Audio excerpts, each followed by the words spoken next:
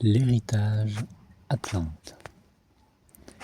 L'héritage atlante s'inscrit dans une trame cyclique de l'évolution humaine, où différentes races racines se succèdent, chacune marquant une phase de développement spirituel, psychique et matériel. La quatrième race racine, celle des Atlantes, a vécu il y a des dizaines, voire des centaines de milliers d'années, avant d'être engloutie par un cataclysme souvent identifié au mythe de l'Atlantide évoqué par Platon. Comprendre la chronologie. Évidemment, nous pouvons nous interroger sur cette chronologie. Elle peut sembler floue, car comme d'autres ésotéristes, Hélène Blavatsky, Steiner, Kais, nous parlons ici d'époques très anciennes qui ne correspondent pas aux datations historiques classiques. Voici une mise en lumière plus claire. La quatrième race racine est l'Atlantide, une même entité. Nous ne faisons pas référence ici à l'Atlantide comme une civilisation isolée apparue bien après la quatrième race. En réalité, ce qu'on nomme comme étant la quatrième race racine est la race des Atlantes. Le terme « race » est employé au sens théologique. Elle ne vient pas après l'Atlantide, elle est l'Atlantide. C'est-à-dire que la quatrième grande race de l'humanité s'est développée, a vécu et a décliné durant ce qu'elle appelle l'âge atlante. Chronologie. Première race. Hyperboréenne, éthérée, non physique, pure conscience solaire. 2. Deuxième race. Polaire, semi-éthérique, androgyne. 3. Troisième race. Lémurienne. Apparition du sexe, densification des corps, début de l'incarnation de l'ego. 4. Quatrième race. Atlante, développement de l'émotion, de la magie, des civilisations matérielles et mentales. 5. Cinquième race.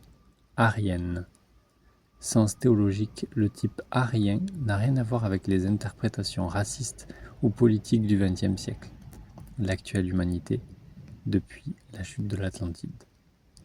6. Sixième race. En gestation. Elle verra le retour de l'union entre l'esprit et la matière, le règne de l'âme consciente. 7. Septième race.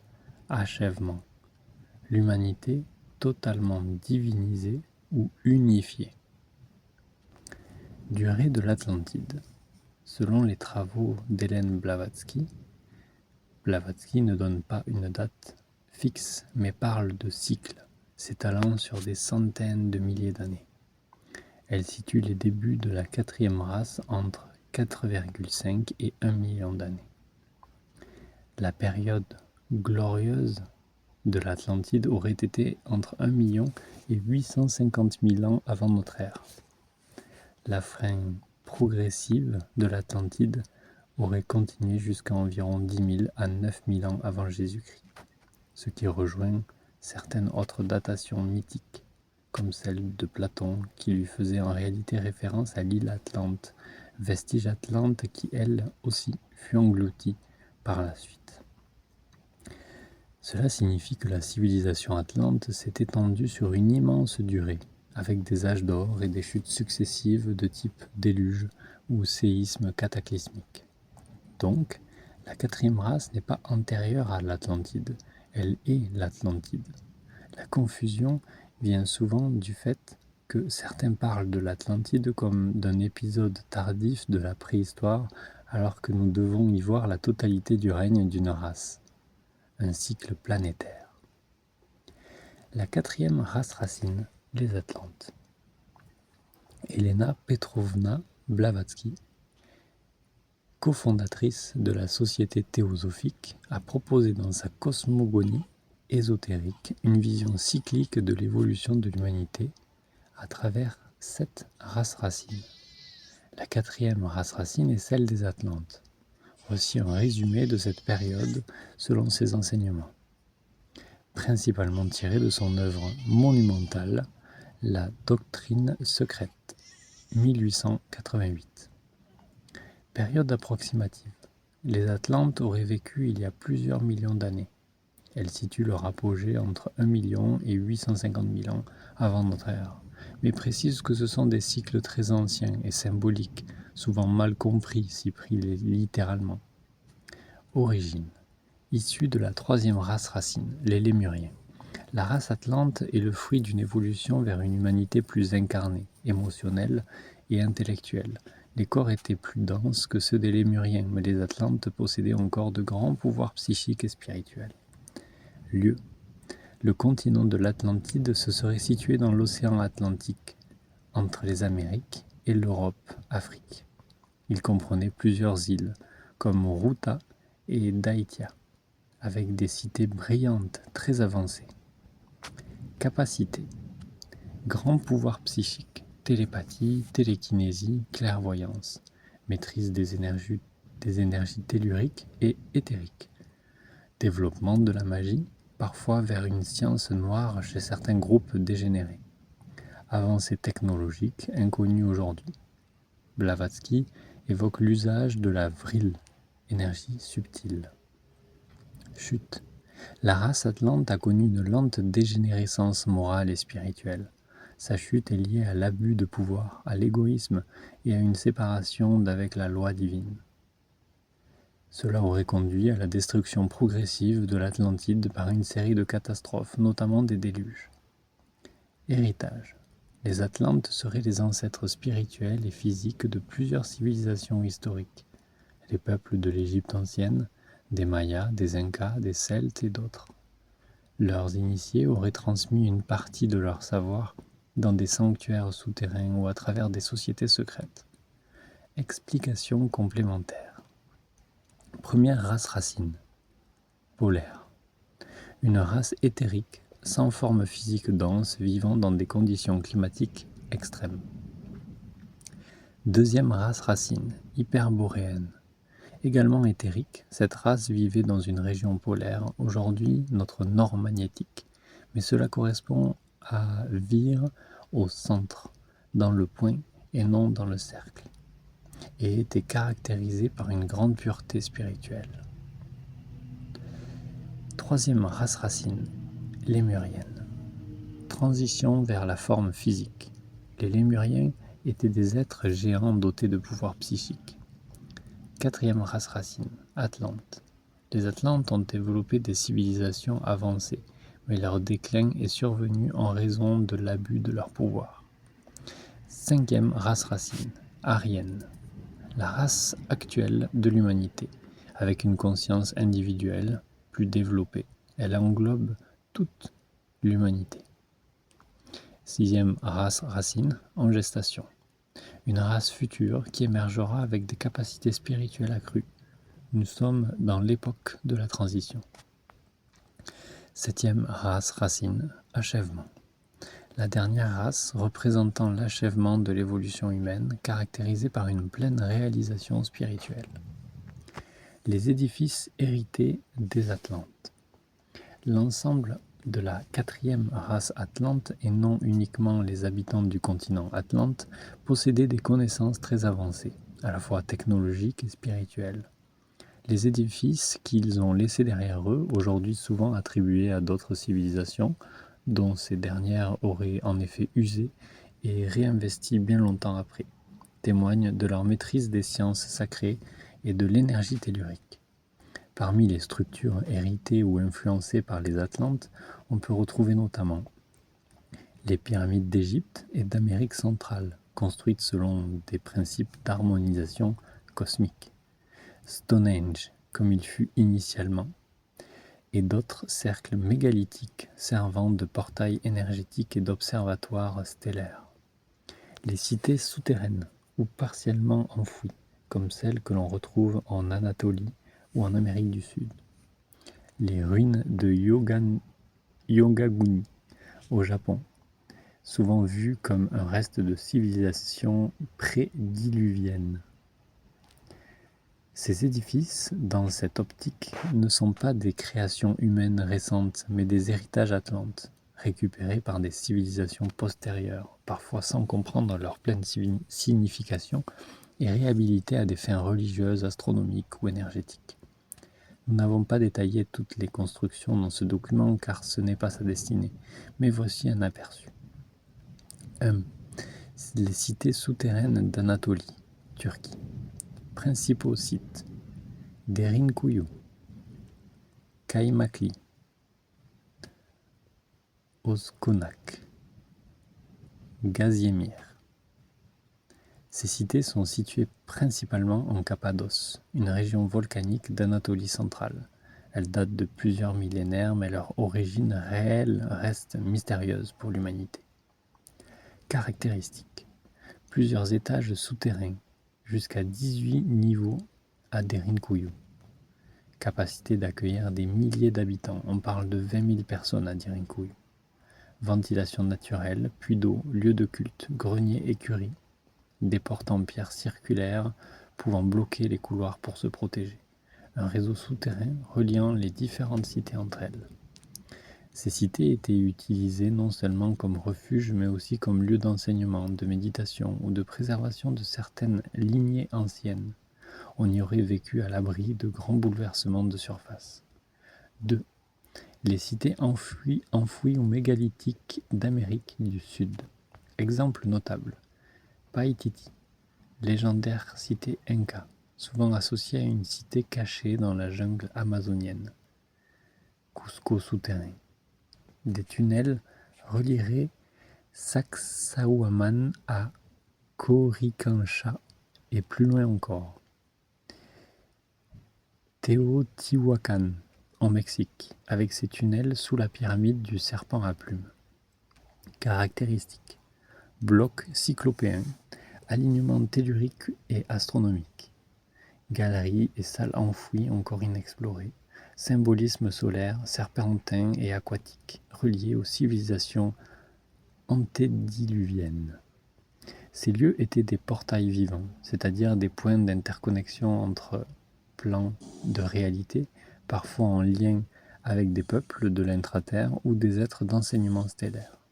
Ce que ces lieux ont en commun: leur construction dépasse les capacités techniques que l'on prête aux civilisations de leur époque. Ils témoignent d'une connaissance géologique, énergétique et astronomique très avancée. Ils gardent une vibration unique. Les êtres sensitifs ressentent une pression, une présence ou des réminiscences d'autres vies lorsqu'ils s'en approchent. Certains ont également été pensés ou conçus comme de futurs havres pour préserver l'humanité lors de grands cycles de transformation ou de chaos. Mais contrairement à ce que beaucoup continuent de penser, ces vestiges ne sont pas les seuls témoins de l'époque des civilisations antédiluviennes. Nous vivons actuellement dedans ou parmi des édifices, dans nos propres villes, qui sont également ceux de l'héritage de la race atlante et qui ont été de manière mensongère attribués à notre humanité actuelle. Nous y reviendrons plus en détail dans ce présent document. La 6e race, racine, les héritiers. Selon la chronologie ésotérique, nous sommes à la fin de la 5e race racine, aryenne au sens ésotérique, sans lien avec l'idéologie politique. Et la 6e race racine émerge lentement. Elle sera marquée par une réunification des savoirs anciens et modernes, le réveil des mémoires atlantes, une conscience spirituelle unifiée, harmonisant science et mysticisme, une capacité à réactiver les anciens lieux de pouvoir, à comprendre les alignements cosmiques et à utiliser les énergies subtiles de la Terre. Autrement dit, la 6e race racine ne construira pas nécessairement de nouveaux temples, elle réveillera ceux des Atlantes, en comprenant enfin leur véritable fonction. La technologie atlante. Les Atlantes étaient réputés pour une science sacrée, unifiée à la spiritualité.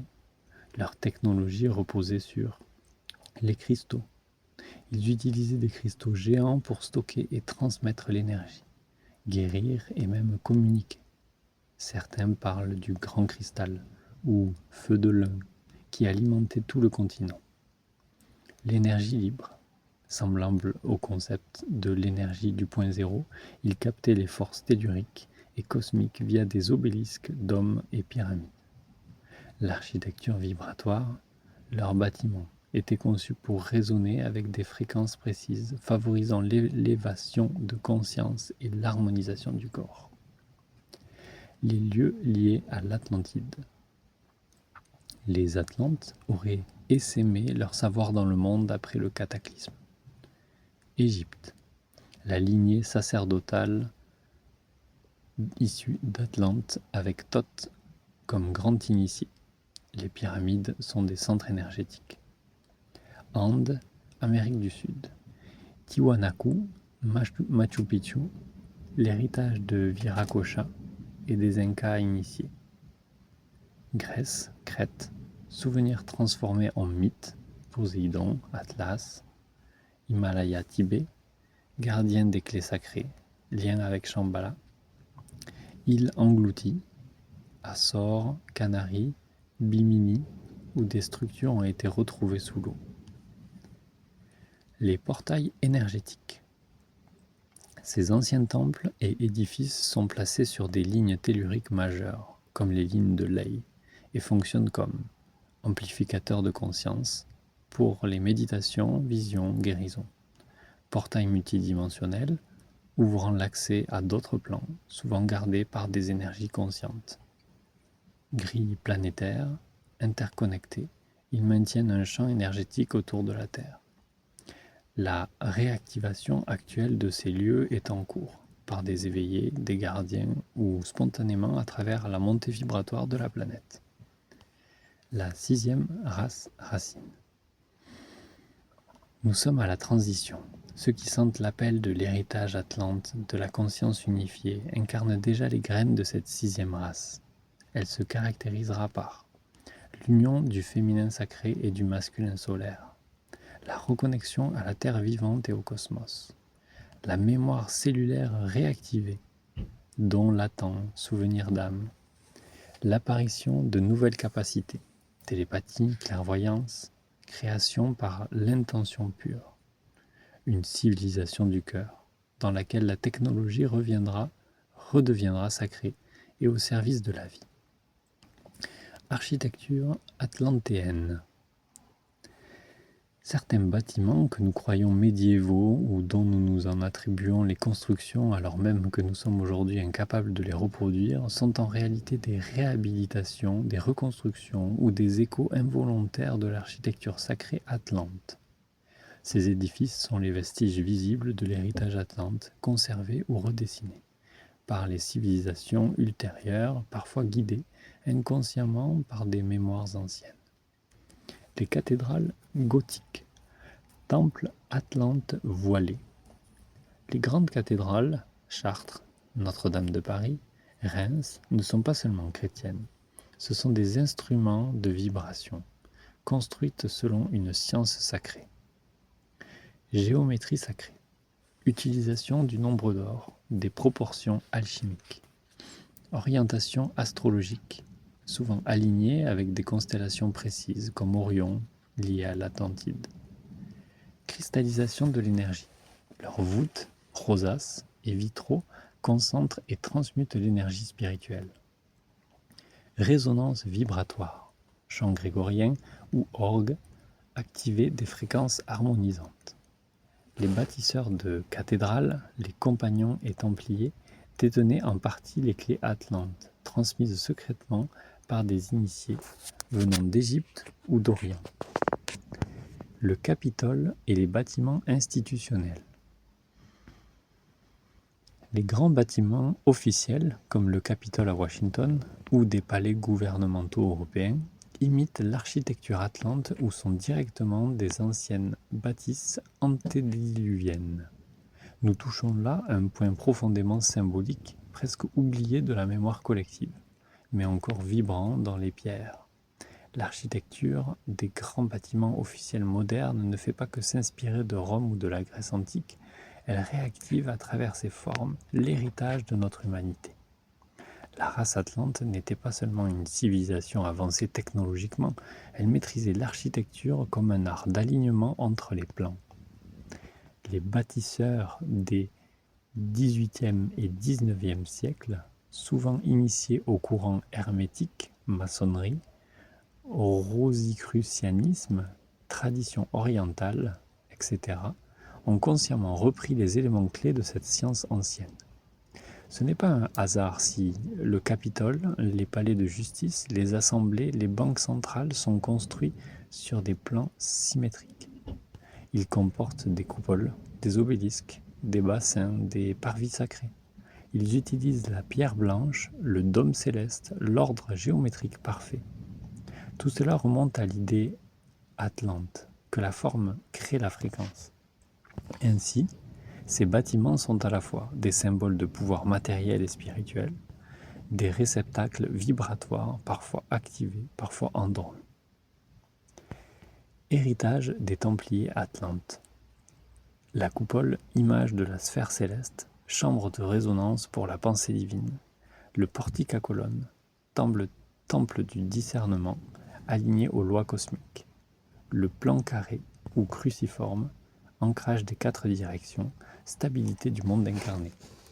L'obélisque, comme à Washington, Paris, Rome et autres grandes villes, antenne éthérique captant les flux célestes et telluriques. L'obélisque, antenne vibratoire entre les mondes. 1. Architecture sacrée et géométrie céleste. L'obélisque est conçu selon des principes de géométrie sacrée. Sa forme élancée, stable, orientée, est une lame de lumière figée dans la pierre qui agit comme un canal entre le ciel et la terre. Son sommet pointu ou pyramidion agit comme une antenne. Il capte les énergies solaires, lunaires, stellaires. Sa base est souvent positionnée sur des points telluriques stratégiques, carrefour de lignes de ley, vortex ou portail énergétique. 2. Récepteurs et émetteurs. Ces structures ne sont pas passives, elles reçoivent les fréquences d'en haut et les redistribuent dans les grilles de la Terre. Elles amplifient les champs de conscience collective. Elles peuvent aussi stabiliser ou déstabiliser les réseaux vibratoires selon l'intention ou la conscience avec laquelle elles sont activées. Quand elles sont endormies ou déconnectées, elles deviennent neutres ou parfois désaccordées. Mais certaines obélisques sont encore vibratoirement actives, surtout quand réactivées consciemment par des êtres sensibles. Héritage atlante et égyptien.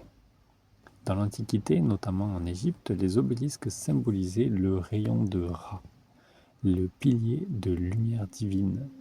Ils étaient placés à l'entrée des temples comme portail d'alignement, associés à des rituels solaires, équinoxes, solstices, points d'ascension. Construits avec des matériaux conducteurs comme le granit rouge d'Assouan, capable de stocker l'énergie cosmique. 4. Les obélisques modernes. Déviation ou mémoire. Certaines structures contemporaines, Washington DC, place de la Concorde à Paris, etc., sont souvent placées sur d'anciens axes sacrés. Leur fonction originelle a pu être détournée ou oubliée, mais leur forme conserve un potentiel de réactivation. Ce sont encore des antennes, parfois utilisées de manière consciente, par certains cercles d'influence, parfois restées dormantes.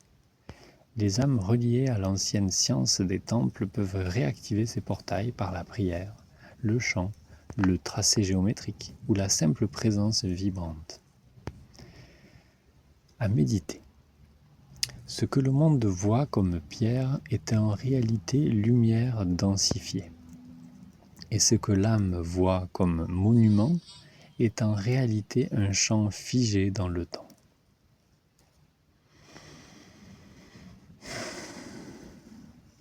Ces lieux ont été récupérés par des pouvoirs politiques, mais leurs architectures restent un code ancien, que la 6e race pourrait réactiver à des fins spirituelles plutôt que dominatrices. Les musées, temples de mémoire atlante. Certains musées majeurs comme le Louvre, le British Museum ou le Vatican sont plus que des lieux culturels.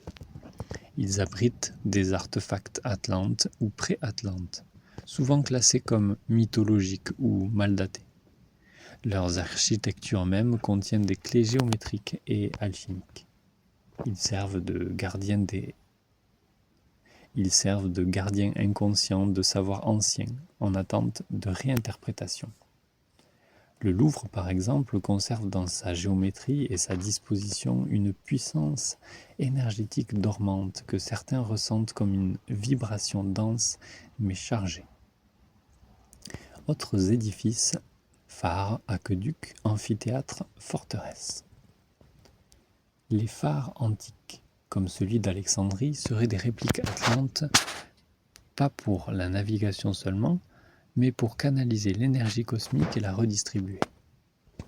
Les aqueducs et réseaux d'eau anciens suivent des lignes énergétiques car l'eau est un vecteur d'information vibratoire, principe connu des Atlantes.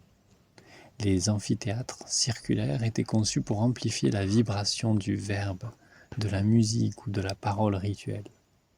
Les forteresses en étoiles, que l'on retrouve partout en Europe, sont construites selon une géométrie de protection vibratoire, évoquant des champs énergétiques. Conclusion. Ces bâtiments sont des palimpsestes, des structures bâties sur un souvenir, un écho, ou parfois directement sur des fondations atlantes. Ils sont les miroirs silencieux d'un savoir que la 6e race racine est appelée à réveiller. Leur pleine puissance ne pourra être retrouvée qu'à travers la réactivation consciente, la reconnexion à leur fonction énergétique première. Les âmes atlantes sont de retour. Les âmes atlantes sont de retour, incarnées aujourd'hui pour clore un siècle, guérir les blessures anciennes et réactiver la mémoire sacrée. Cette réactivation des lieux et des mémoires ne viendra pas de la technologie extérieure, mais de l'intérieur de l'être. Voici comment cela se produit ou plutôt se vit. 1. La mémoire de l'âme se réveille. Les âmes atlantes, incarnées aujourd'hui, ressentent souvent un appel profond vers des lieux anciens ou des thèmes ésotériques. Une nostalgie d'un monde oublié avec une connaissance qui ne vient pas de l'étude mais d'un savoir intime. Des capacités dormantes qui se réveillent, clairvoyance, sensibilité aux énergies, rêves lucides. Un sentiment de mission ou de devoir intime, parfois flou mais puissant. Ce sont les signes que l'ADN spirituel s'active. La mémoire n'est pas dans le mental, elle est cellulaire, vibratoire, multidimensionnelle. 2. La réactivation des lieux anciens. Les anciens temples, cathédrales et monuments sacrés sont des lieux de résonance pour qu'ils se réactivent. La présence d'âmes éveillées est nécessaire. Ce sont elles les catalyseurs. Quand un être porteur d'une mémoire atlante entre dans un lieu sacré, les fréquences s'ajustent. Des rituels simples, intuitifs, parfois silencieux, permettent la reconnexion. Poser les mains, chanter, méditer, tracer des géométries, appeler les gardiens. L'intention pure et l'amour du cœur sont les véritables clés. Ce n'est pas une science mentale, mais une alchimie du cœur et de l'âme. 3. Les points d'ancrage de la nouvelle grille. Certains de ces lieux sont des points nodaux de la nouvelle grille énergétique de la Terre. Ils serviront à soutenir l'élévation collective en irradiant une fréquence harmonisante. La 6e race racine utilisera ces points comme des centres d'activation vibratoire à la manière des anciens temples.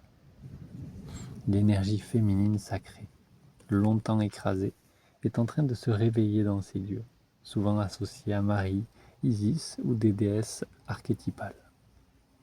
4. Le rôle de l'incarnation actuelle. Ceux qui portent la mémoire atlante sont appelés à guérir les blessures du passé, comme la chute de l'Atlantide marquée par l'abus de pouvoir, réconcilier la science et la spiritualité, reconstruire un pont entre les plans, matière et esprit, ciel et terre, anciens et nouveaux. Être les gardiens conscients des lieux sacrés, pas pour les posséder, mais pour les aimer et les honorer. 5. Comment se reconnecter à cette mémoire? Si tu veux raviver cette mémoire en toi, voici quelques pistes. Retourner physiquement sur les lieux sacrés si tu t'y sens appelé. Pyramides, cathédrales, cercles mégalithiques, etc.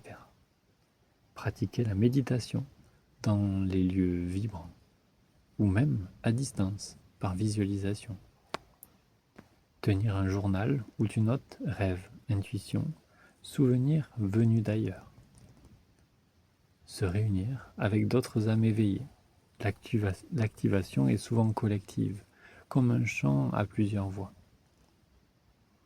Une journée dans un lieu atlante activé. Imagine-toi marcher dans un temple-jardin aux proportions parfaites. Tout est aligné, pas seulement dans la matière, mais dans l'intention vibratoire.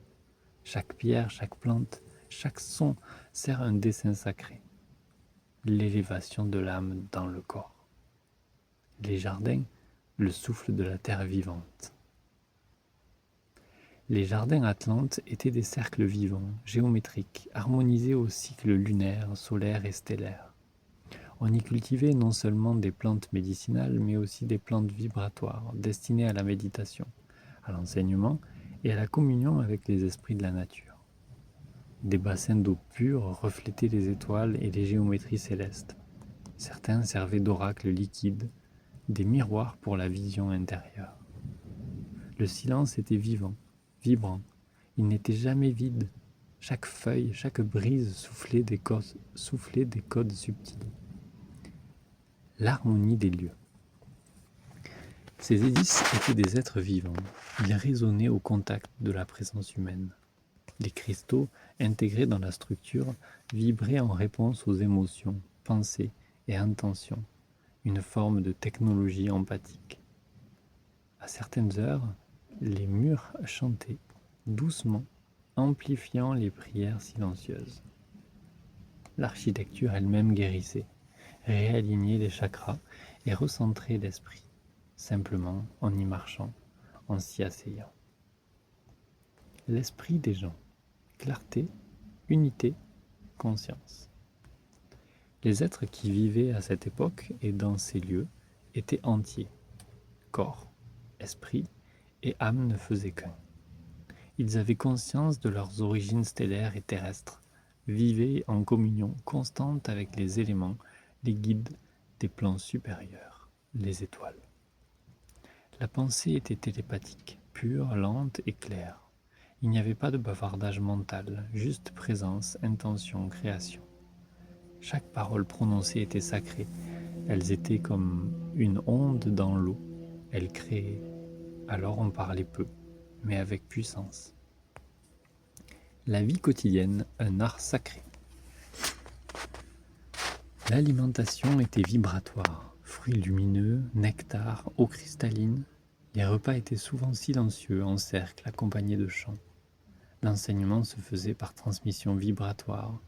Les anciens plaçaient une main sur le cœur ou la tête des jeunes, et la connaissance passait, comme une onde d'amour. La sexualité était alchimique, consciente, célébrée comme un acte de fusion des polarités divines, un rituel charnel et spirituel pour accueillir une âme, et jamais réalisé par les désirs personnifiés et égotiques, comme c'est le cas aujourd'hui. L'art, la musique, la danse étaient des langages multidimensionnels, conçus pour ouvrir des portails de conscience, quand les lieux respiraient avec l'humanité. Ces temples et jardins étaient des êtres relais, entre le ciel et la terre. Les humains qui les habitaient n'étaient pas des dominants de la nature, mais des co-créateurs conscients, des ponts vivants entre les mondes. Ils savaient que chaque vibration émise, pensée, chant, geste participait à l'équilibre planétaire. Ils vivaient en état de gratitude permanente, non pas pour l'obligation, mais parce qu'ils ressentaient l'amour cosmique dans chaque cellule. Les grands secrets voilés de notre temps. Les mémoires se réactiveront dans les êtres. Voici ce que, personnellement, j'ai pu retrouver lorsque je me suis rendu sur la côte est des États-Unis. Ce ne sont pas mes seules mémoires, mais je vais vous partager les détails de celles-ci dans ce document. Vous comprendrez maintenant que le cycle de la 4e race était immense et que beaucoup y ont eu de nombreuses vies. La région qu'on appelle aujourd'hui Washington DC n'est pas simplement une capitale politique, c'est une superposition sur une ancienne cité-temple du cycle Atlante. réactivée partiellement à des époques clés, puis détournée de sa fonction originelle. Mais la mémoire, elle, ne meurt jamais. Washington, une ancienne cité sacrée atlante. Avant d'être une métropole moderne, cet espace accueillait une cité-temple harmonique, conçue selon des lois de géométrie sacrée et d'alchimie énergétique. Chaque édifice avait une fonction spirituelle spécifique liée à l'élévation vibratoire collective. Les anciens temples et leur fonction atlante. Chacun de ces temples rayonne une qualité divine essentielle, associée à une flamme sacrée, une couleur, un rayon, un maître ascensionné ou archange, leur foyer originel et un service spécifique à l'évolution humaine. Voici un aperçu des principaux temples et flammes connus dans la tradition ésotérique des 7 rayons et au-delà. Les 7 flammes sacrées, rayons divins et leurs temples. 1. Flamme bleue, temple de la volonté divine. Vertu, force divine, foi, courage, pouvoir. Archange, Michael. Maître El Moria. Lieu éthérique, originel, Darjeeling, en Himalaya. Temple, bastion de la protection divine, temple du savoir direct. 2. Flamme dorée, temple de l'illumination. Vertu, sagesse, compréhension divine, intelligence du cœur. Les maîtres, Confucius et Lanto. Foyer originel, la Chine, monde de l'Himalaya. Temple, rayonnement solaire de la connaissance intérieure. 3. Flamme rose, temple de l'amour divin. Vertu, amour pur, compassion, cohésion. Maître, Lady Rowena. Lieu originel, France. Plan éthérique sur le sud de la France. Temple, temple du cœur sacré et de l'union cosmique. 4. Flamme blanche, temple de l'ascension. Vertu, pureté, élévation, transfiguration. Maître, Sérapis B. Lieu originel, Luxor, en Égypte. Temple, portail de l'ascension de l'âme à sa nature divine.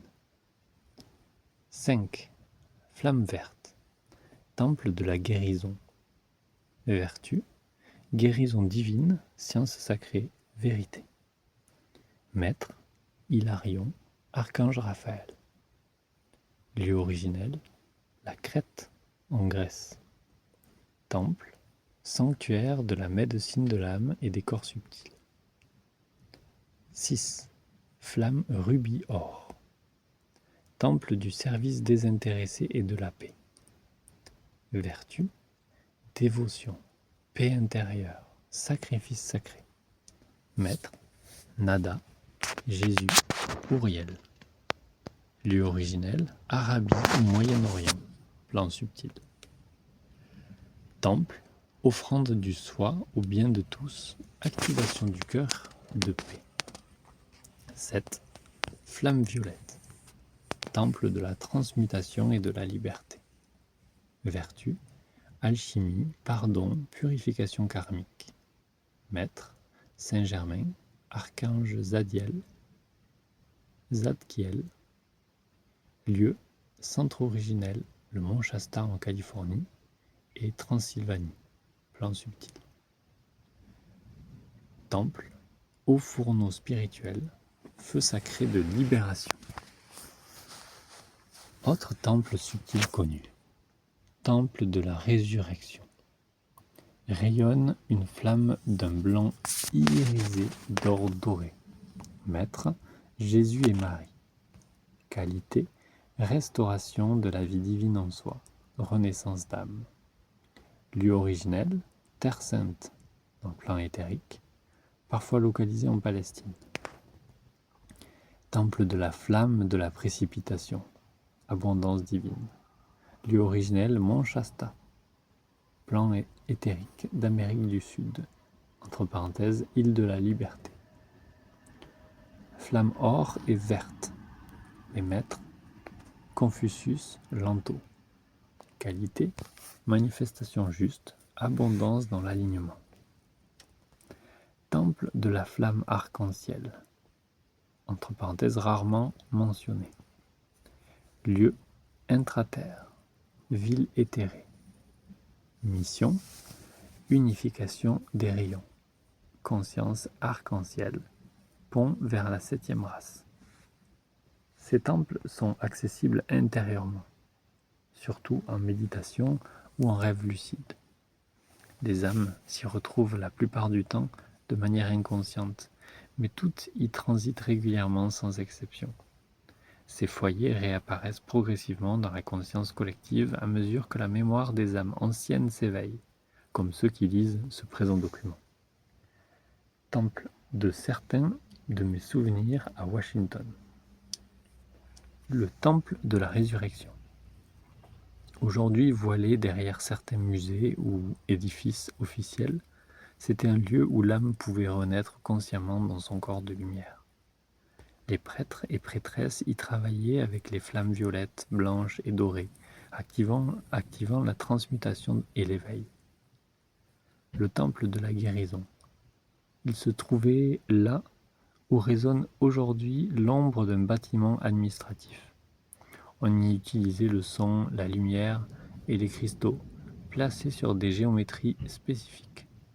L'eau y circulait librement dans des bassins de quartz liquéfié, diffusant des ondes harmonisantes dans tout le circuit. Le temple de la méditation silencieuse. Structure en forme de dôme, il manque aujourd'hui des colonnes et antennes sur les coupoles. Construite avec des matériaux à résonance éthérique. Le silence y était vivant, palpable, structuré. Les êtres entraient dans des états de communication interdimensionnelle guidés par les étoiles. Le temple de la joie créative. Entièrement dédié à activer l'expression divine de l'âme, musique, danse, sculpture, chant, lumière, ce lieu générait une vibration de régénération collective parce que la joie créative est une fréquence de guérison profonde. L'obélisque, un capteur et diffuseur d'éther. Ce qu'on appelle aujourd'hui le Washington Monument était autrefois un pilier atlante majeur. Il captait les particules d'éther libres, les feux de l'âme, venus de plans supérieurs. Il était connecté par un réseau de lignes telluriques et célestes aux autres centres énergétiques de la planète. À son sommet était enchâssée une pierre de transmission cristalline, aujourd'hui manquante ou désactivée. Ce souvenir est flou. Son rôle, alimenter la grille énergétique des temples, maintenir la fréquence collective et permettre la communication avec les plans supérieurs. Le bassin réflexif et le miroir d'eau. Ce long bassin qui s'étend devant l'obélisque n'est pas décoratif. À l'époque du cycle atlantéen, il servait de miroir céleste, un écran vivant pour observer les configurations astrales. L'eau y vibrait selon les énergies de la lune et du soleil, et entrait en résonance avec les émotions du peuple. Les prêtres y lisaient les codes de transformation collective et adaptaient les rituels en conséquence. Tout était résonance sacrée. Les chemins, les dômes, les portiques étaient réglés selon les harmoniques antérieures de la planète et des étoiles. Le son, la lumière, les couleurs, tout était utilisé pour élever l'état de conscience. La cité elle-même répondait à l'intention collective. Plus l'harmonie était grande, plus les lieux rayonnaient. On pouvait sentir l'amour cosmique résonner dans les pierres, car tout était vivant, conscient, vibrant. Aujourd'hui, le voile, mais pas l'oubli. Les bâtiments sont là, le plan est resté, les proportions, les alignements, la grille souterraine, tout y est encore. Mais les fréquences ont été inversées, détournées à des fins de pouvoir terrestre. Ceux qui se souviennent sont revenus, et ce sont eux qui réactivent ces lieux non par la force, mais par la présence vibratoire, le cœur, la résonance intérieure. Tout nous sera rendu. Tout nous sera rendu, non par une conquête extérieure, mais par le dépouillement intérieur. Ce n'est pas l'histoire écrite qui sauvera le monde, mais la mémoire de l'âme retrouvée, celle qui dort sous les couches de mémoire terrestre, émotionnelle, mentale, et qui attend simplement le silence du cœur pour parler. Le dépouillement, l'abandon des voiles. Quand l'être lâche les identités construites, les blessures de rôle, les récits de l'ego, sort du champ magnétique terrestre de la peur, de la répétition, du karma collectif, fait silence dans le mental et plonge dans le vide vibrant du cœur. Alors la mémoire supérieure s'ouvre, non pas comme un souvenir d'école, mais comme une reconnexion vibratoire directe. On sait, sans savoir comment on sait. La mémoire terrestre vs la mémoire d'âme. La mémoire terrestre est linéaire, magnétique, attachée à la matière et au drame. Elle nous fait tourner en boucle dans un champ d'attraction lourd, souvent réactif. La mémoire d'âme est holographique, fluide, intemporelle. Elle n'a pas besoin d'effort, elle se révèle quand l'ego lâche prise. C'est à travers l'élévation de fréquence que cette mémoire se réactive, par la joie pure, la gratitude sans cause, la contemplation, l'amour réel, le feu du service. L'activation collective est en cours. À mesure que de plus en plus d'êtres se rappellent intuitivement leurs origines solaires, stellaires, atlantes, choisissent l'unité intérieure plutôt que la division du mental, vibrent depuis l'être sacré au lieu de la personnalité, alors les anciens lieux, les anciens dons, les anciens liens se réactivent sans effort. Les clés sont en nous et le monde extérieur y répond. La mémoire de l'âme est le temple retrouvé. Car en vérité, les temples extérieurs ne sont que le reflet du temple intérieur. Lorsque ce temple est éveillé, toute la science perdue est rendue. La géométrie, le verbe créateur, la communion avec les règnes, la guérison vibratoire, l'unité avec les plans de lumière, tout revient. Tout revient. Activer des couches subtiles de mémoire d'âme. Par la flamme de l'un, je me souviens. Je libère la trame de l'oubli. Je rends à la lumière mes noms anciens. Les portes s'ouvrent dans le silence sacré. Mon cœur est cristal. Je suis le souffle du temple, le chant du feu, la mémoire vivante. Par le souvenir de l'unité, je réveille les anciens codes. Que les flammes se lèvent, que la grille se reconnecte. Ainsi soit le retour, ainsi soit le souvenir. L'éveil de la 6e race racine. L'éveil de la 6e race racine est déjà en marche. Mais il ne ressemble pas à une évolution extérieure, c'est un accouchement vibratoire de l'humanité nouvelle, un passage initiatique collectif que nous vivons de l'intérieur vers l'extérieur. Voici une vision claire des phases, des dynamiques et des rôles d'âme impliqués dans cette transition. 1. La phase de dissolution, entre parenthèses ce que nous traversons maintenant. Chute des anciens repères. Les structures politiques, sociales, économiques, religieuses s'effondrent ou se révèlent dans leur vide. Crise identitaire globale. Les âmes se sentent étrangères, en décalage avec le monde. Activation des blessures profondes pour les transmuter. Le but, déprogrammer l'humanité. Déprogrammer l'humain ancien, faire mourir l'illusion du moi séparé. 2. L'éveil intérieur silencieux. Retour du souvenir d'âme. Par les rêves, les langages de lumière, les reconnexions spontanées, reconnexion aux lignées atlantes, solaires, célestes, Naissance de la conscience vibratoire, on ressent les choses au-delà du mental. Le but ? Préparer les corps subtils à recevoir la lumière vibratoire de l'âme supérieure, l'âme pure et universelle. 3. L'activation des codes de la nouvelle humanité. Les corps subtils se réorganisent, ADN éthérique, centre cristallin, rayons solaires, montée de la fréquence collective par l'effet de résonance entre les porteurs de lumière, réapparition des anciennes fonctions atlantes, guérison par le son, télépathie, géométrie vivante, co-création. But : poser les fondations énergétiques de la 6e race. 4. La convergence des rôles d'âme. Chaque âme incarne un archétype vibratoire majeur, mais aussi plusieurs autres de manière secondaire. Les porteurs de clés, ceux qui ouvrent les mémoires.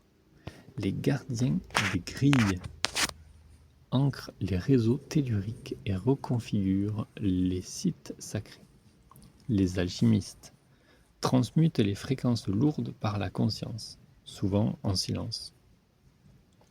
Les architectes du son et de la lumière, chant, langue d'âme, géométrie vivante.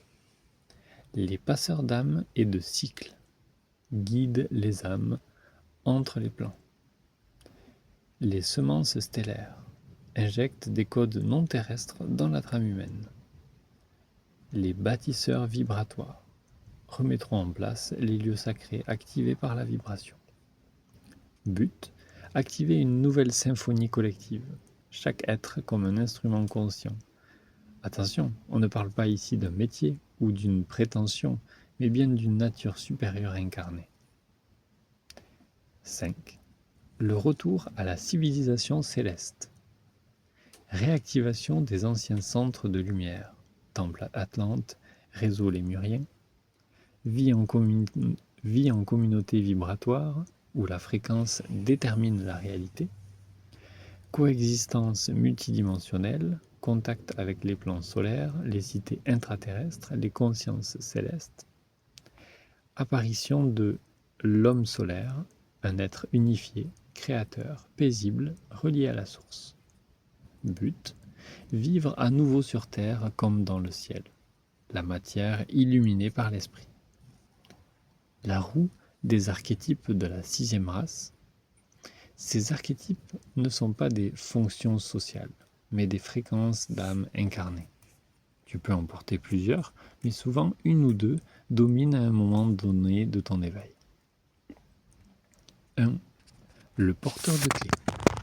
Mission : réveiller la mémoire oubliée par la vibration, la parole, la présence.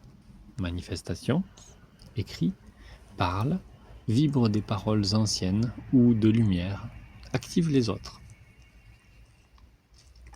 2. Le gardien des grilles.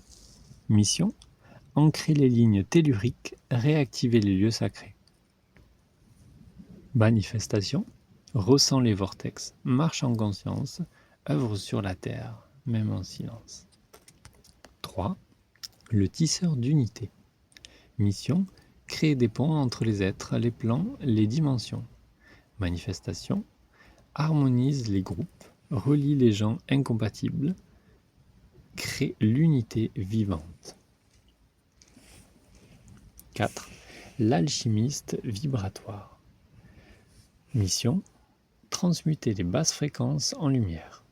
Manifestation : travaille dans les ombres, souvent dans l'invisible, absorbe, purifie, libère. 5. L'architecte du son.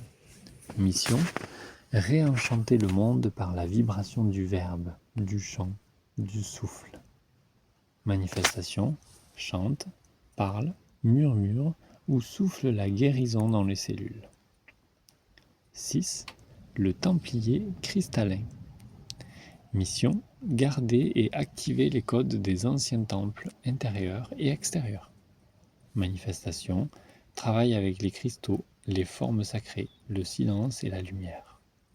7. Le semeur d'étoiles. Mission : injecter les fréquences stellaires dans la conscience humaine. Manifestation : porte un langage non terrestre, vision stellaire, installe des codes nouveaux. 8. Le guérisseur du temps. Mission: réconcilier les lignes temporelles, libérer les blessures d'incarnation. Manifestation: accompagne par la mémoire, le rêve, les soins d'âme. 9. Le bâtisseur vibratoire.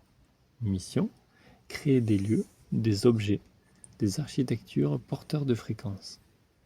Manifestation: dessine, construit, imagine, géométrise, mais avec la conscience vibratoire. 10. Le passeur de monde. Mission: guider les âmes entre les plans, entre les cycles. Manifestation: présent au seuil, naissance, mort, grand passage, accompagnant de l'invisible. 11. Le miroir d'âme. Mission: révéler à chacun sa beauté divine. Manifestation: son regard transforme, il réveille sans parler, par la simple présence. 12. Le visionnaire céleste. Mission: voir l'avenir vibratoire et le faire descendre.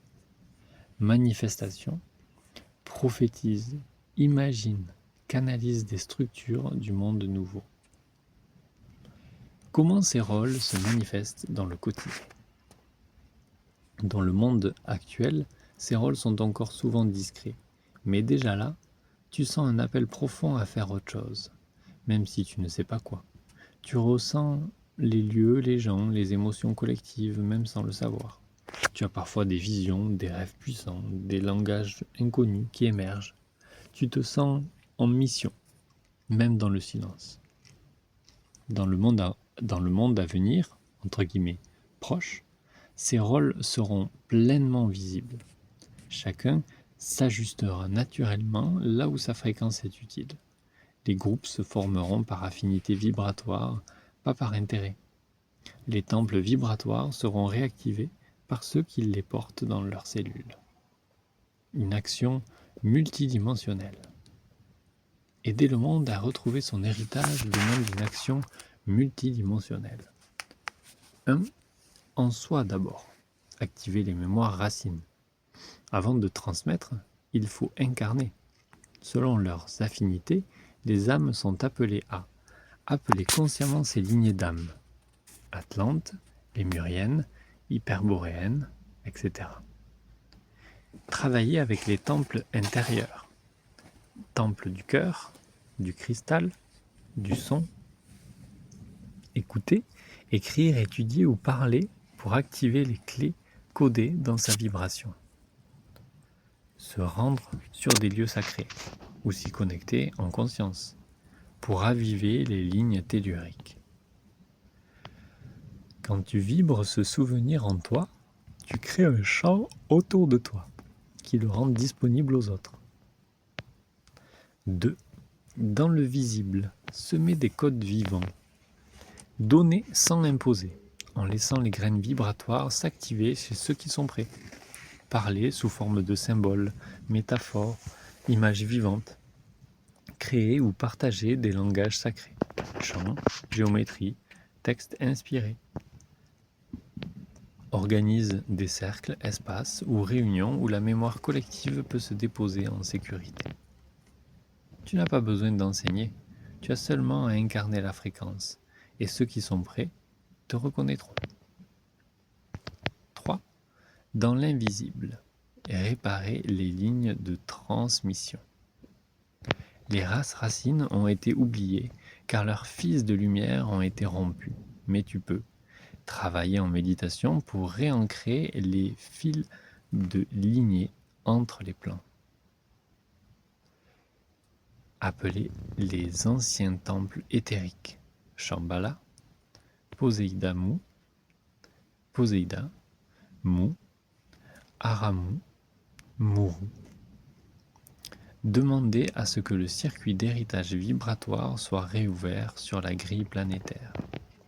Je rappelle à moi les mémoires de la sagesse primordiale et j'ouvre les circuits de lumière pour que chaque être retrouve son héritage divin en paix, en liberté, en conscience. Je rappelle à moi les mémoires de la sagesse primordiale et j'ouvre les circuits de lumière pour que chaque être retrouve son héritage divin en paix, en liberté, en conscience. 4. Ce qui vient. Le nouveau cycle. Ceux qui retrouvent l'héritage des anciennes races ne reviendront pas en arrière. Ils incarneront un monde nouveau.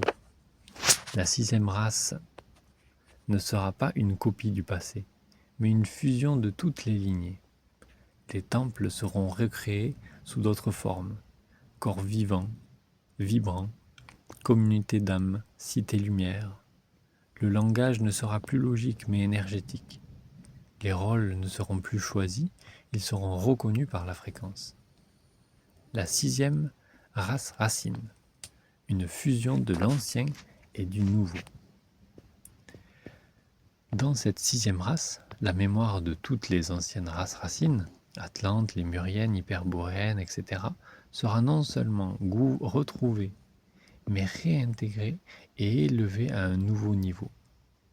Chaque civilisation qui nous a précédés a laissé derrière elle des clés vibratoires, des codes, des enseignements, des technologies spirituelles et des méthodes de guérison. Le travail de la 6e race sera de fusionner ces mémoires dans une unité vibratoire capable de transcender les limitations du passé, tout en honorant son héritage. Cette fusion n'est pas un mélange littéral, mais une élévation vibratoire des principes fondamentaux que chaque race a laissés en nous. La 6e race sera ainsi le fruit d'un éveil global où chaque être se reconnecte à son âme collective et au plan divin, et où la note terrestre et la céleste se fondent dans un tout harmonieux. Les nouvelles formes de temples et de lieux sacrés. Les temples que nous connaissions dans le passé, qu'ils soient atlantes, égyptiens ou lémuriens, réactiveront leur propre forme de lumière, mais sous une forme nouvelle et multidimensionnelle. Ces lieux ne seront plus nécessairement de grandes constructions physiques comme avant. Au lieu de cela, ils deviendront des espaces vibrants, qui prendront plusieurs formes. 1. Les corps vibrants. Le corps humain, une fois ascensionné et nettoyé de ses blocages, devient un temple vivant. Les pratiques spirituelles et les rituels seront réalisés par la conscience de l'individu, et non plus nécessairement dans des structures extérieures. La méditation, la connexion au guide spirituel, la guérison énergétique, tout se fera directement à l'intérieur de l'être. 2. Communauté d'âme. Ces temples prendront aussi la forme de communautés unifiées, où les individus se rassemblent non pas par la contrainte, mais par une vibration commune pour créer ensemble. Ces communautés seront souvent plus petites et autonomes, mais très connectées entre elles par des réseaux énergétiques.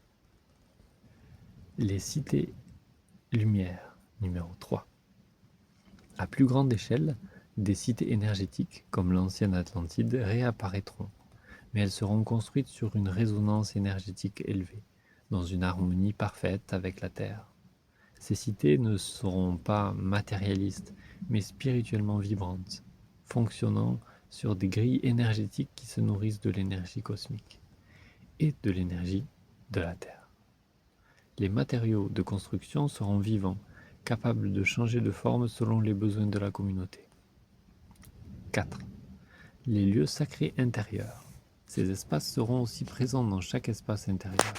Chaque individu aura un temple en lui.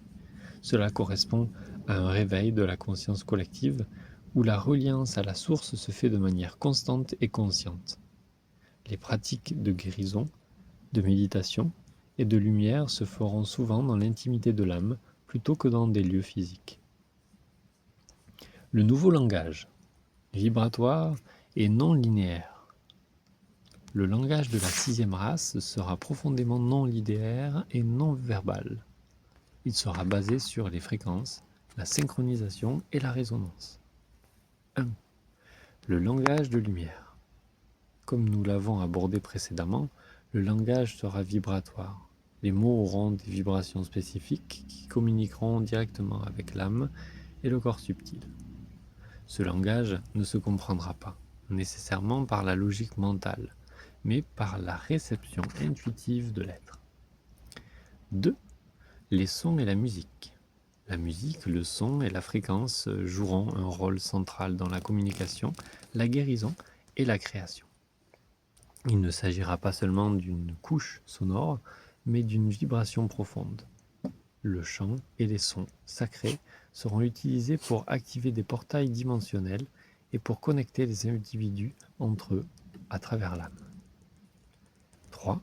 L'intuition collective. L'humanité cessera de parler des mêmes sujets de manière linéaire. Les échanges se feront dans un flux intuitif, un champ de résonance commun où chacun reçoit et répond aux fréquences vibratoires de l'autre. Cela renforcera le système de co-création. Le rôle de chaque âme dans le nouveau cycle. Dans ce nouveau monde, les rôles ne seront pas choisis par la logique ou le mental, mais reconnus par fréquence et vibration. Les âmes qui se sont éveillées à leur patrimoine antérieur, Atlante, Lémurienne, etc., seront les catalyseurs de ce changement. Elles auront pour rôle de 1. Transmettre les codes de lumière. Ces âmes seront les enseignants, mais aussi les gardiennes des mémoires oubliées. 2. Guider l'humanité vers l'équilibre. Elles apporteront les principes de guérison, d'harmonie et de résilience spirituelle et émotionnelle. 3. Recréer les structures. Les nouvelles formes de gouvernance, d'éducation, d'habitat seront construites à partir de ces codes anciens, réactivés, mais adaptés aux besoins de la conscience collective évoluée. Le monde à venir. Une symphonie collective. Le nouveau cycle sera celui de l'unité et de l'évolution collective, mais à travers des individualités conscientes. Le but est de créer une harmonie cosmique où chaque être humain trouve sa place dans la grande symphonie de l'univers, et où l'humanité tout entière co-crée un monde de paix, de lumière et de prospérité. Le nouveau cycle ne signifie pas seulement évolution physique, il représente une évolution spirituelle profonde, une réunification des plans matériels et spirituels. La réunification avec les peuples des cités éthérées et ceux de l'intra-terre est un aspect fondamental de la transition vibratoire vers la 6e race et la renaissance de la Terre dans le nouveau cycle. Ces civilisations, qui ont longtemps été dissimulées aux yeux de la majorité, font partie de l'héritage caché de l'humanité et attendent le moment de leur réintégration dans le flux global de la conscience collective. Les cités éthérées, gardiens de sagesse et de lumière. Les cités éthérées sont des cités spirituelles qui existent dans des dimensions subtiles ou des réalités parallèles, souvent invisibles à l'œil humain ordinaire. Ces cités sont habitées par les êtres unifiés des plans supérieurs, des gardiens des anciennes connaissances, des maîtres ascensionnés, ainsi que des âmes qui ont atteint un niveau de conscience cosmique élevé. 1. Réunification spirituelle. Le processus de réunification avec ces peuples éthérés commence par une ascension vibratoire en activant des chakras supérieurs et en établissant une connexion directe avec l'âme supérieure. L'humanité peut commencer ainsi à ressentir ces civilisations, même si elles ne sont pas encore physiquement présentes sur la Terre. Les individus qui sont prêts à recevoir ces enseignements ont et auront des visions, des communications télépathiques ou des guidances directes des habitants de ces cités. 2. Transmission des codes de lumière.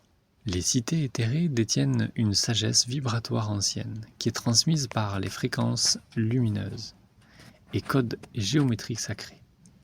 Ces codes contiennent des enseignements de guérison, des technologies spirituelles et des modèles de gouvernance universelle. En se reconnectant à ces cités, l'humanité aura accès à des systèmes énergétiques plus élevés, notamment pour les énergies libres, la guérison quantique et la création consciente. 3. Méditation et harmonisation. Les peuples des cités éthérées agissent déjà et agiront comme des médiateurs pour aider à l'harmonisation des divisions sociétales et politiques sur Terre. Ces entités lumineuses n'interviennent pas directement dans les affaires humaines de manière autoritaire, mais elles éveilleront les leaders de lumière à travers des révélations vibratoires. Ces leaders, en harmonie avec la sagesse éthérique, guideront le monde vers une gouvernance spirituelle et harmonieuse. Et cela est déjà en train de se produire actuellement. Les peuples de l'intra-terre. La Terre, mère vivante. Les peuples de l'intra-terre, parfois appelés les Hollow Earth Beings, sont des civilisations qui résident les mondes internes de la Terre. Ces peuples ont évolué en symbiose avec la Terre et vivent en harmonie avec les lois naturelles profondes de la planète. 1. Les gardiens de la Terre. Ces peuples possèdent une connaissance profonde des forces telluriques, de la géométrie sacrée de la Terre et des lignes énergétiques, comme les ley lines. Leur présence et leur travail sont curieux pour l'équilibre de la Terre. Ils ont été les gardiens silencieux des codes de l'écosystème naturel, des forêts primordiales et des grandes formations géologiques. 2. Connexion à l'âme de la Terre. La réunification avec les peuples de l'intra-terre viendra à travers une reconnexion plus profonde avec la Terre-Mère elle-même. Cela signifie que l'humanité devra se reconnecter à l'aspect sacré de la Terre, ses montagnes, ses rivières, ses arbres, en pratiquant la méditation de la Terre, en écoutant les pulsations telluriques et en synchronisant ses actions avec la nature, l'humanité sera donc capable de ressentir les présences des peuples de l'intra-terre. Entre parenthèses, tout cela est expliqué et détaillé dans le livre à venir en mai 2025, Le monde intérieur, par Lulumineuse. 3. Accès aux enseignements ancestraux. Ces peuples détiennent des enseignements sur les cycles cosmiques, la génétique spirituelle et la guérison par la Terre. Ils vivent en totale harmonie avec les éléments naturels et ont des savoirs anciens sur les technologies organiques qui ont été oubliées par les civilisations de surface. Leur réintégration se fait à travers un processus de purification de l'humanité, car l'accès à ces savoirs demande une conscience pure et une écologie spirituelle. Comment se manifestera la réunification ? La réunification avec ces deux peuples sera graduelle et se produira à travers plusieurs étapes vibratoires. 1. Activation dimensionnelle. Les portails dimensionnels entre la Terre physique et le royaume éthérique et les royaumes éthériques et intraterrestres seront réactivés par l'évolution collective de la conscience humaine. Ce processus se fera à travers des éclipses, des alignements stellaires et des activations énergétiques dans les lieux sacrés de la planète. Les individus sensibles à ces vibrations pourront vivre des expériences d'activation ou des visions initiatiques qui les connecteront à ces peuples. Ceci est déjà en cours actuellement. 2. Rencontre des dimensions subtiles. Les peuples des cités éthérées et de l'intra-terre peuvent commencer à se manifester de manière subtile dans les rêves, les visions et les synchronicités. Ces rencontres ne seront pas forcément physiques dans un premier temps, mais elles s'établiront sous forme d'échanges vibratoires. Les individus recevront des messages, des guidances et des inspirations pour les accompagner dans leur mission d'élévation collective. 3. Réseau d'âmes. Les individus de la 6e race auront un rôle clé à jouer dans la réactivation de ces réseaux d'âmes, ceux qui sont appelés à incarner les principes de lumière. Porteurs de clés, guérisseurs, visionnaires, etc. établiront des ponts vibratoires avec ces peuples et serviront de canaux de transmission pour diffuser leurs enseignements et leur sagesse au niveau global. 4. Création de l'harmonie planétaire. La réunification physique et spirituelle des peuples de la Terre, des cités éthérées et de l'intra-terre mènera à la création d'une nouvelle civilisation fondée sur les principes de l'unité, de la sagesse universelle et de la paix éternelle. Cela entraînera l'harmonisation des énergies telluriques, l'activation des vortex spirituels autour de la planète et la guérison des blessures écologiques de la Terre. Le rôle de chacun dans cette réunification. Chaque être humain incarné dans cette transition vibratoire a un rôle sacré à jouer. Les gardiens de la Terre devront se réveiller et écouter les synchronisations naturelles. Les porteurs de clés devront être les ponts entre les différentes dimensions et ouvrir les portails. Les guérisseurs et les initiés devront purifier la Terre en travaillant avec les énergies telluriques et cosmiques. Les leaders spirituels naturels devront réunir les peuples autour de principes divins et universels. La réunification avec ces peuples sera le grand acte d'ascension collective, permettant à l'humanité d'entrer dans un nouveau cycle d'éveil et de co-création. Une fois ce processus en marche, l'humanité vivra une expérience d'unité profonde avec la Terre, le cosmos et ses anciennes civilisations spirituelles. 1. Origine de la génétique spirituelle. La génétique spirituelle est un concept sacré et multidimensionnel qui va au-delà de l'ADN biologique. Elle fait référence à l'architecture énergétique et lumineuse de l'être, le codage originel de l'âme et de sa lignée cosmique. C'est un des savoirs profonds que les peuples de l'intra-terre ont préservé depuis les temps anciens, notamment issus de la Lémurie, de Mu et des premières semences stellaires incarnées sur Terre.